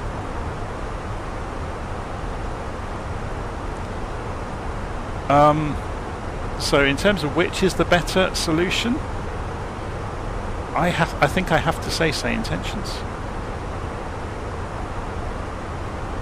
Purely because it's more accepting of variations in the way you ask for things. We got caught up several times yesterday where we were repeating back because we had misinterpreted the language of the controller's request, when all they really wanted was, for example, an affirmative from us. But it just flat out didn't understand what we were asking it and got into a bit of a loop. Whereas that hasn't happened at all with this. Plus we've been able to talk to the mentor en route and ask him questions. So for example, we're still not sure if it's a bug or not, but ignition came on during climb out without the ignition switch being on. And I asked the mentor about it, and there are some N2 ranges where the ignition will automatically kick in to prevent engine issues. So it's a bit like continuous ignition, I guess, which you get on the Boeings.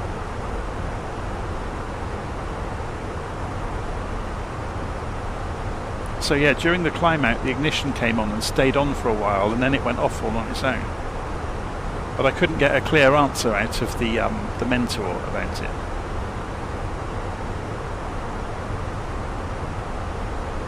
So Steve's asking about Maydays. I haven't tried a Mayday. I did an emergency the other day. I declared an emergency when we had the problem with the A320 dropped its flight plan on departure, and we had to reprogram it. And initially I declared an emergency, wondering if I could do a teardrop straight back in.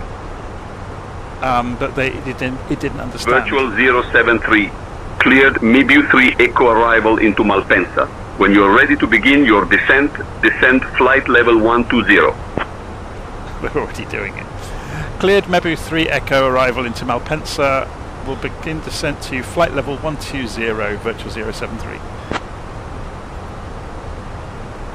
That's another thing. BeyondATC didn't understand custom call signs. Whereas Charlie Kilo, cleared to Parma. After departure, fly radar vectors to RA 503, then is filed. Departure runway 33. Initial climb 4000. Departure on 134.2. Squawk 5354. Now we'll hear a human. If they are close enough.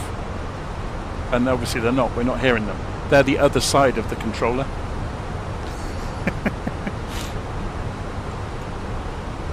You know, some distance the other side, so we're not hearing their transmission.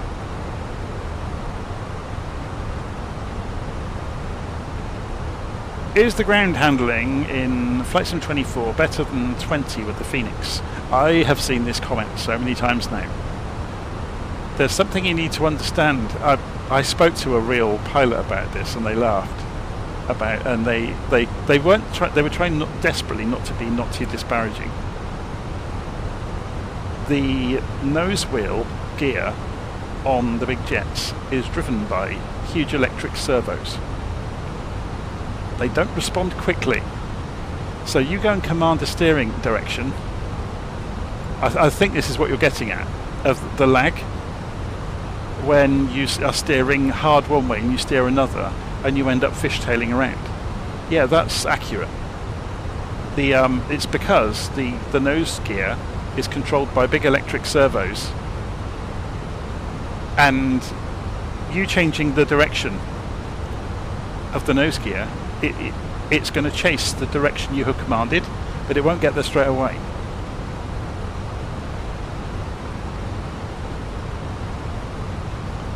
So you almost need to predict what you're going to be wanting to do. It's almost like setting the tiller on a big boat.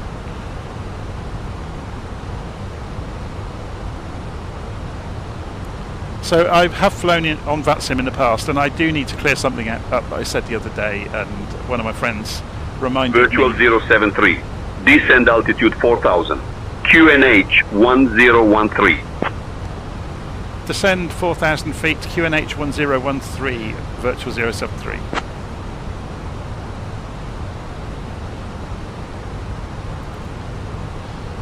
So we're going manage mode all the way. So it will hit any constraints. Should we go into... Oh, it's going to be really clumsy though, isn't it? Because, yeah, look at that display. It's great, isn't it? Should we shorten the range up?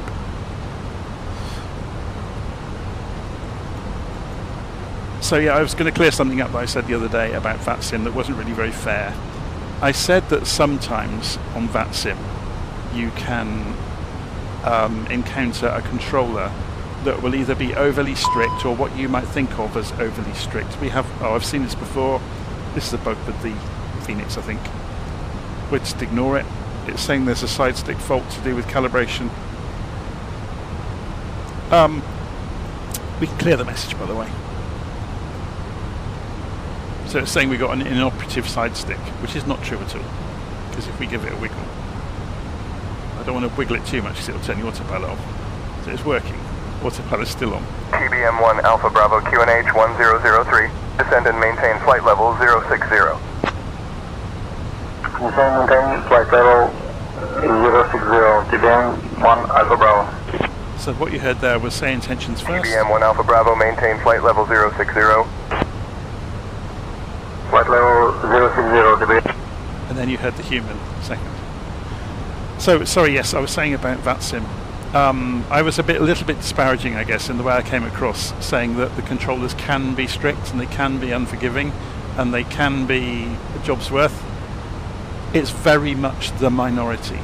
The vast majority of VATSIM controllers are fantastic, and especially if they know you are a beginner, they will give you all of the advice and encouragement you need and give you the time that they can afford to help you.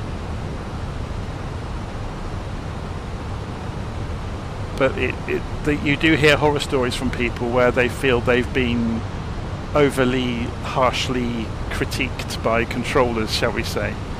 But I think a lot of the time it's just people are... There's a lot of anxiety around talking on, radio telephony, talking on the radio. One way of defeating that anxiety is to join a group flight with human controllers where it's very much more relaxed. And I've mentioned it before about a group online called MyAir, and they are fantastic. And they fly together, and one or two of them will nominate themselves as controllers for the evening. So you can call in, and if you're not sure, you can just ask, because it's very much more relaxed, kind of clubhouse kind of feel to it. It's not official controllers being officious. Virtual 073. Contact approach on 125.63. Contacting approach 125.63, virtual 073. So what we're going to tell approach is what we are doing, who we are and what we're doing. So we're about to do this Mebu 3 Echo. So what was this approach? So it's going to be Malpensa approach, isn't it?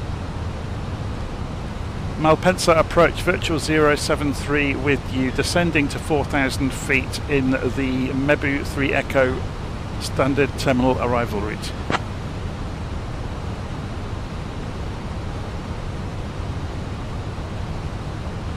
Virtual 073 identified. Good afternoon. Expect the ILSY runway 35 right approach into Malpensa. Expecting ILS for runway 35 right into Malpensa, virtual 073. So if anybody wonders why I keep pulling the dialogue back up, you can click on the radio frequencies to tune your radio, which is much quicker than tuning it by hand. That's the only reason I'm doing it. Also, if you're unsure or you're not used to communicating, you get the text to read back. You don't read all of it though. For example there, look, he said identified good afternoon. That's the bit. The instruction is the only bit you read back, and then you repeat your call sign. And again, if it's a long-winded instruction with maybe a weather report in it, you could just shorten that and say copy the weather, and they won't mind. Yes, so the mentor will help you. So should we ask him now, just out of interest? If you are approaching the star, how do you announce that to the arrival's radio frequency?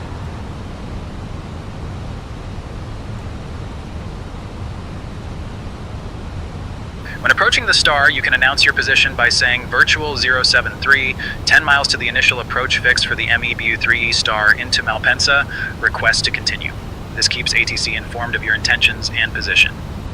So that's interesting. So he was just saying about just giving them your position, basically.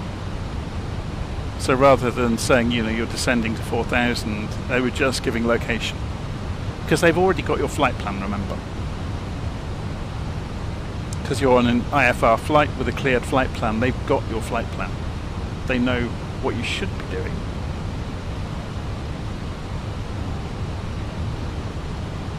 So you can shorten up your broadcast somewhat. I think I've not looked into this. I think there is some integration that it can do with VATSIM as well, where you can hand off. So say you're going into a blank area of VATSIM airspace. I think you can get SayIntentions to step in. Yeah, we're at standard at the moment because we're above the transition altitude, but we're going to go and check this. So here's the star look, and we've got transition level is by ATC, but that's not the same as transition altitude. Let's have a look on the ILS chart. It's 6,000 feet. So we've got a little way to go yet. But when we come down to 10,000 feet, we're already at 250 knots. So the aeroplane's ahead of the game, really.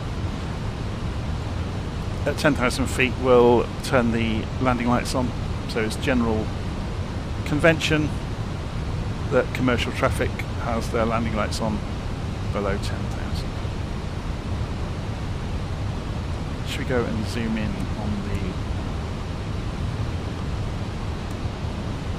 co-pilot display as well? We'll check the radio frequency for ILS as well in a moment. Virtual 073, proceed direct CI3RY, cleared for the ILS runway 35 right approach. Proceed direct CI3RY, cleared for the ILS approach 35 right approach. I didn't sign off with my name. I wonder if they'll pull it up. Or not with my name, my identity. So, let's go and have a look at the map.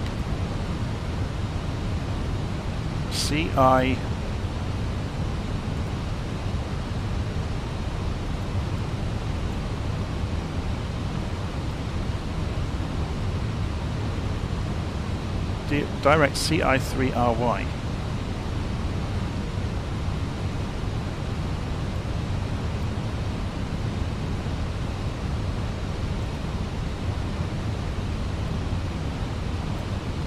Where is CI3RY?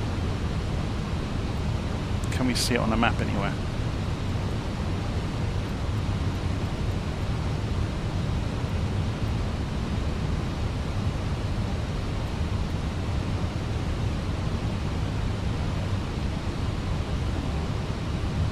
There it is.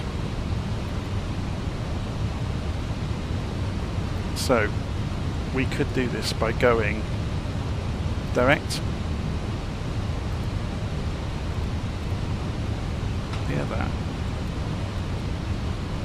CI3RY.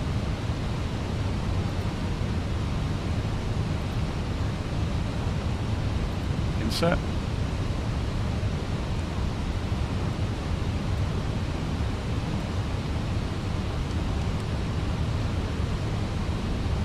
So we're going to disregard. They basically, because there's no traffic around, they're not making us do the rest of the racetrack. So we need to get down to 3,000 feet. Did they give us an altitude here? No, they didn't. But let's go. We're in a bit of a hurry now. We need to go and check the frequency, 109.9. It should have got it already, but we'll just check. We'll get rid. We're not really worried about the discontinuity. We're not going to be doing this anymore. So, I forgot what I came back in here to do now. Oh, the nav radios. 109.9. Yeah, that's good. So, what we're going to do, because we're going straight for the runway, we're going to go to heading mode. So we're going to hold heading mode. We were already going, so when you go to heading mode, it will pick up the heading you're already going. So we're manual now, because we don't want to spend our time reprogramming the route at the moment.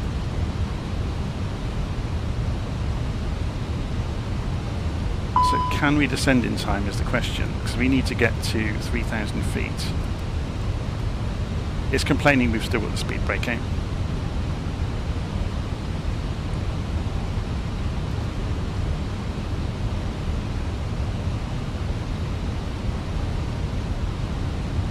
So the controllers essentially let us shortcut the entire route. There's no way we're going to descend in time.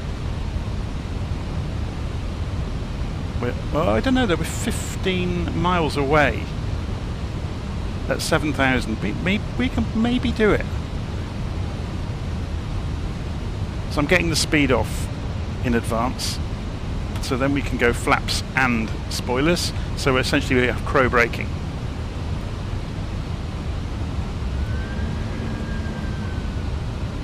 So let's do open descent to 4,000. Or to 3,000, sorry. So watch the descent. Now we've got crow braking going. We're going to idle.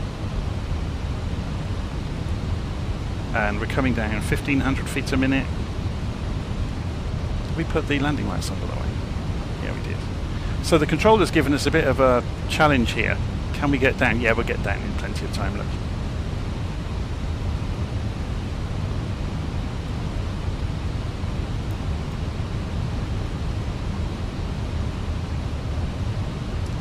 So then we're going to go for a landing system, and we can see we're above the ILS at the moment. We're going to get below it very soon now. Virtual 073, contact Malpensa Tower on 120.9er. Contacting Malpensa Tower 120.9er, virtual 073. Malpensa Tower, virtual 073, on approach runway 35 right.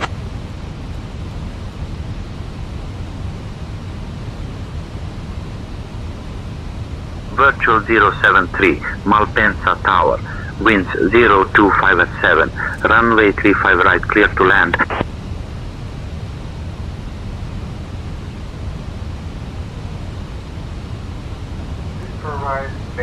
Clear to land 35 right, virtual 073.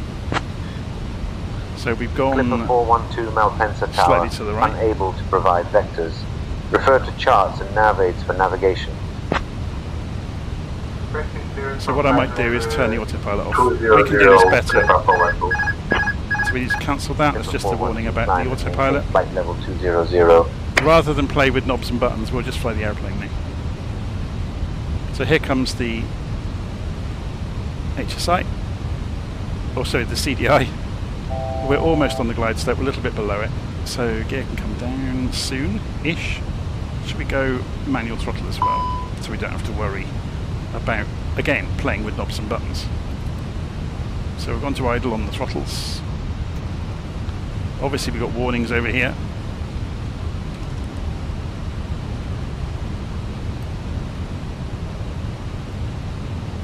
So we've gone to the right, so we're just going to bring it back. We've also not done the barometric pressure, so we'll do that.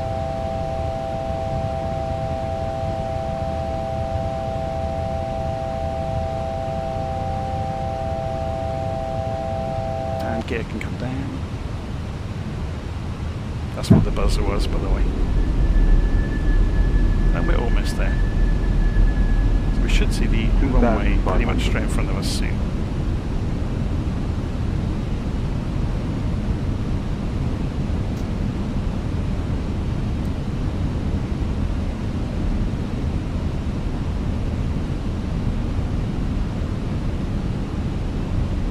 Got a pretty wicked crosswind though, 16 knots.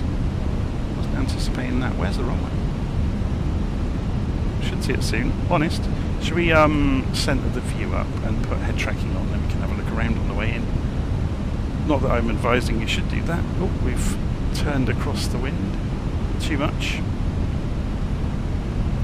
The runway's right there. We're at 2,000 feet above sea level, but not above the ground. It's worth remembering.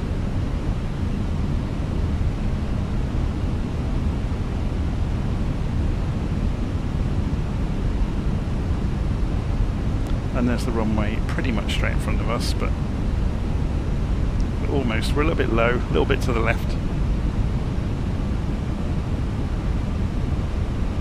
So we can see the pappies now.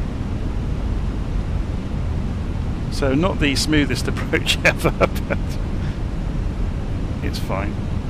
1,000. The important thing is to be stabilised a couple of miles out really, and we are.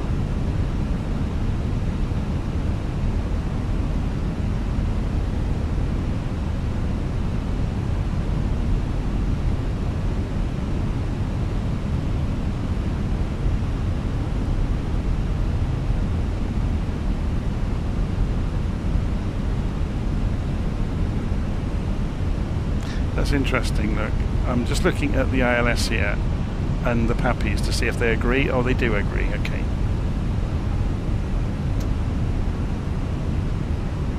We're a little bit slow. That's why we're getting a warning.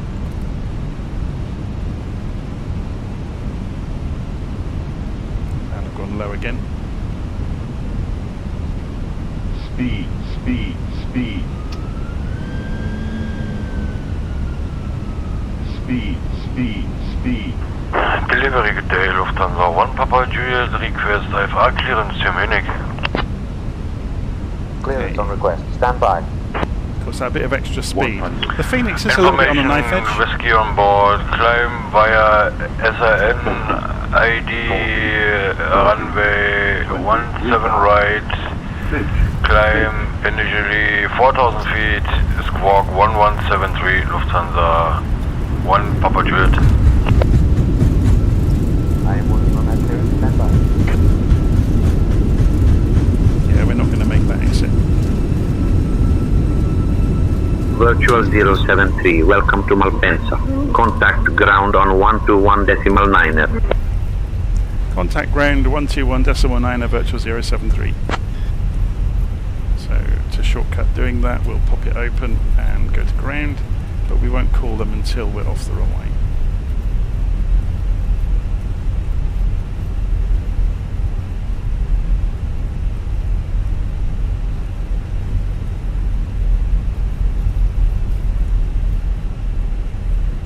Okay, so we'll come up to the holding line.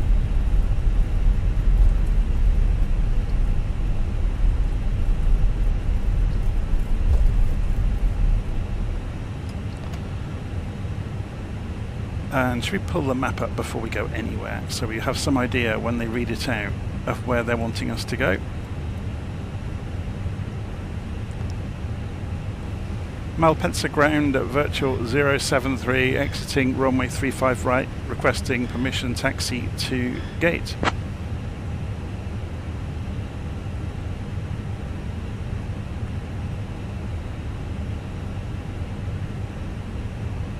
Virtual 073, taxi to gate via Echo. Echo Mike, cross runway 17 right, then Echo Whiskey, Whiskey, Papa. Have a good day. Echo Mike, cross a runway 17 right, then Whiskey, Echo Whiskey, Papa, 073. Where's Papa?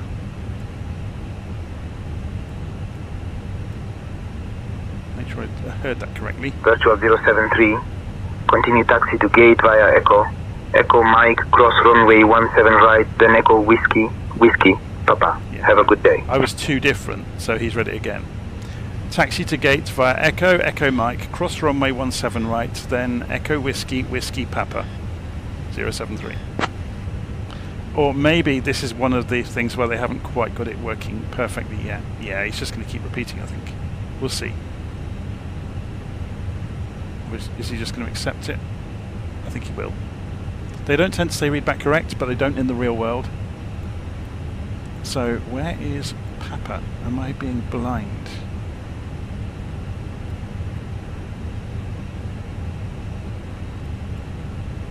I think I am.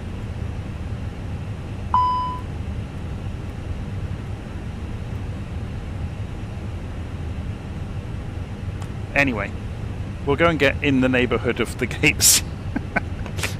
So we got the taxi light on, the beacon on, the strobes are on auto, the landing lights can come off, but I'm the worst person at head tracking and accurate control of anything. Now, let's have another look at that map. I've already forgotten. So we're going to cross over here. So we'll hold at 35 right and request to cross it. Not cross, not 35, sorry, 17.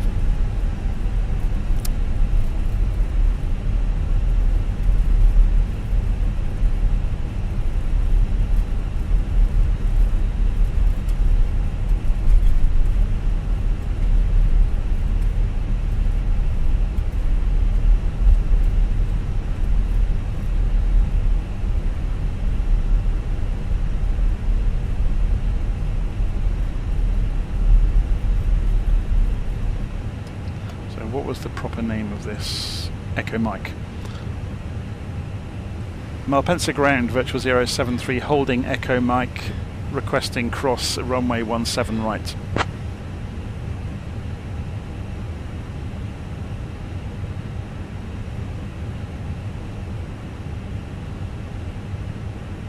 Virtual 073, cross runway 17 right, then continue taxi to gate via Echo Whiskey, Whiskey Sierra. Have a good day. Cross 17 right, continue taxi to gate via Echo Whiskey, Whiskey Sierra. I forgot to say who I was again. But it doesn't pull you up for it, it just lets you get on.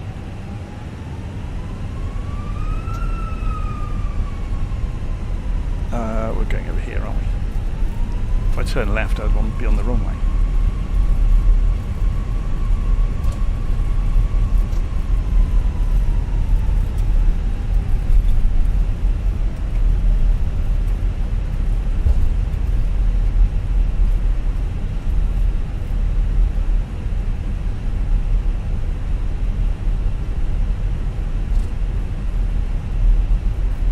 So, Sierra, he said this time.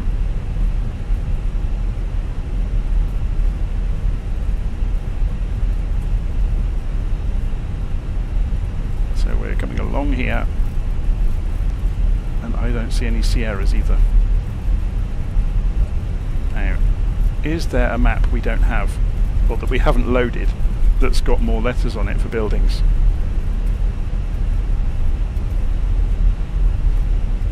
Slow ourselves right down so I can have a quick look in Navigraph. We want to open the information for Malpensa, so open the charts. We want the taxi charts. No, not that one.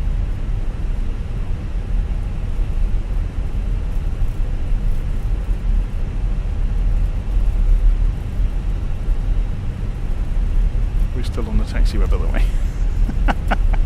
So, there's Tango, there's Sierra, okay. So, looking at the building, it's difficult to tell, isn't it? Can we not pin this? And, oh, we can't show this on the map by the look of it. So, those letters aren't on this one. Look, it's that one anyway, isn't it?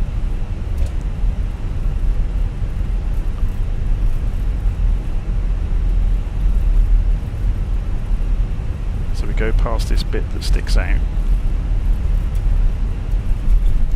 Tower 132 decimal, sorry, say again please. Ryanair 238, contact tower on 128.35, safe flight. Sierra is just past that middle bit. 128.35, oh, we missed it. 238, thank you so much, have a good day. After all of that, we missed it. We could have looked at the signs, of course, as well. So I'm going to not pay too much attention to its guidance now. And we'll just park over here somewhere. Because we've proven it works really nicely. Unless there's no gates over here, of course. So we should have come off here. Whiskey Sierra, so that was Sierra. Can we see that on the signage? Is it correct? Oh, we're only seeing the back of the signs, which is super helpful.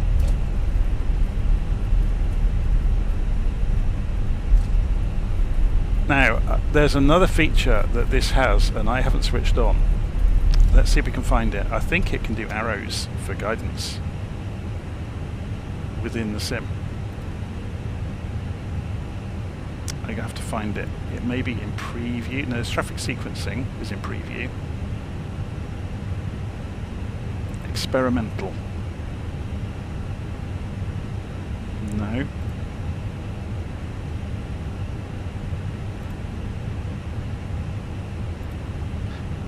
I've seen it somewhere where you can show taxi arrows. Maybe I imagined it. Or maybe it's not out yet. Anyway. We'll go and put ourselves on a gate and then tell ground that we're on the blocks.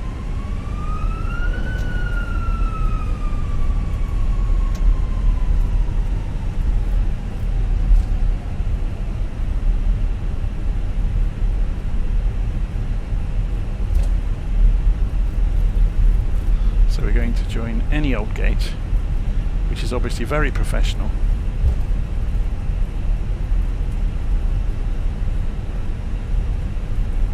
Obviously, as you can see, this is a stock airport. It hasn't got the fancy paintwork on the floor for the gates. So parking brake is on. We go into tablet and ground services. We ask for the GPU and the cones to be put around us. And we could ask for the jet bridge, couldn't we? But we'll do the engines first. So Malpensa ground virtual 073 is on the blocks requesting shutdown.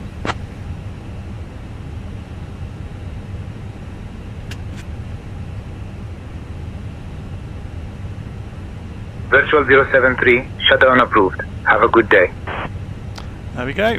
Jobs are good. So we'll go over to external power and then we can kill the engines.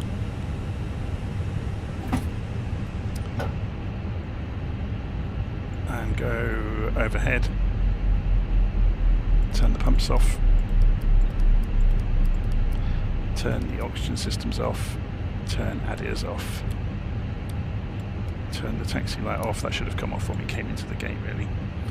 Beacon off, strobe off, they're already off. I never put the seatbelt sign back on. I'm always doing that. It's a terrible habit of mine. And Ryanair Bravo 26, request taxi runway 35 left. Okay, so we are almost cold and dark, so before we go and shut everything off... Yeah, Romeo Kilo Zulu Whiskey Bravo, Ryanair Bravo 26. Commence deboarding. Deboard. Ryanair 26, read back correct. So will that do the... Oh, yes, they've already done it, look. Interesting. So we missed the gate coming on. That was good. It's a good fit, isn't it? So does that mean we need to open the door? Will it open it for us? Yes, it has. Look, doors are opened. Very cool. So we'll leave the power on for a few minutes Well, obviously if you had GSX, you'd see people walking along here by now, and you'd hear commotion behind us as everybody scrambles to get their bags, because they all want to be the first to go and wait for their bags, don't they? I've never understood that. I have flown so much with work, and it's the same the world over. People scramble to be off the aeroplane first, and yet 3/4 of them are going to be standing in the baggage hall 5 minutes later. There really is no hurry. Okay, so we'll take the external power off, we'll turn the batteries off, and we are cold and dark, apart from the tablets. So hopefully you enjoyed that. That was a really good look at SayIntentions doing IFR. So I guess the takeaway, I would say, is that it doesn't check up on you as much, or it doesn't enforce rules as much as BeyondATC, but it's nowhere near as prescriptive, meaning it's much more flexible. So it's much more accessible to newcomers, because you can make mistakes and it will make the best of what you've given it. It might ask you to reconfirm, as it did when I was nowhere near the repeat on the taxiway, for example. But beyond that, it's much more natural, and having the sound of other pilots around you is much, much more immersive. But I guess the only catch is SayIntentions is significantly more expensive in the long run than BeyondATC, because BeyondATC there is is it a yearly cost or a one-off cost? I can't remember. But there would be nothing to stop you, for example, getting SayIntentions for a month and trying it out for you can get 24 hours for nothing. I've put a link in the notes of this video. You can get 24 hours worth of it for free.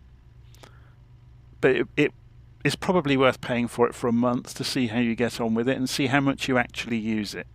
So if you do find that you're using it on every flight and you're getting used to it, particularly for VFR, I think it's fantastic for VFR. Because if you put something I didn't do on this flight, we can have a co-pilot. So when we come in here, and again, maybe I should do a video specifically about that. If we have a co-pilot, they sit in the cockpit with you. You can ask them to do things and they do it. So they can take over the radio, for example. So you could just turn around to the co-pilot and say, can you look after the radio while I fly? So for example, if you're on a busy, like when we were on finals today, and because we were pulled in quickly, we had quite a higher workload than normal all of a sudden, and it's easy to drop the ball. So the co-pilot could have taken over comms. But yeah, anyway, I'm going to leave it at that. I hope you enjoyed that, and I'll see you all again soon. Take care. That was great fun.